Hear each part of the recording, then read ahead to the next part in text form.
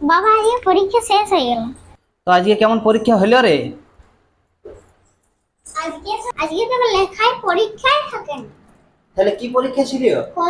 কর্ম শিক্ষা। তাহলে বলছি কর্মশিক্ষায় তুই কি করে লিখলি শুনি? হ্যাঁ, ফুলদানি আর আম। মাঠে হ্যাঁ। আয় আয় কাছে আসে বলছা। যে কেমন পরীক্ষা হলো, ভালো হয়েছে তো? হ্যাঁ। তো বলি ওই চীন দেশের ছাত্রছাত্রীরা কি করে নিয়ে আসতে জানো কর্মশিক্ষাতে? ওই যে রে বড় বড় কোদাইলের মতন মোবাইল গুলো, ওগুলো কোথার থেকে আসে? ওই ছাত্রছাত্রীদের করে শিখে দিয়ে এইখানে তো ট্রান্সফার করে, তাই তো এখানে সাপ্লাইটা হয়। আর ওই দামটাও কম, জানো? বাবা খালি বাংলা ভাষা কি করলি যাই না? জানুন না সেটা? তো কোলা গাছ করে নিয়ে আসে স্কুলের ছাত্রছাত্রীদের।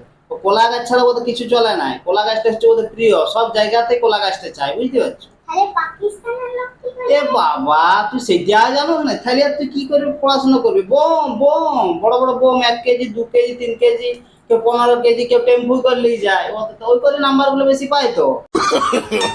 no, no, no, no.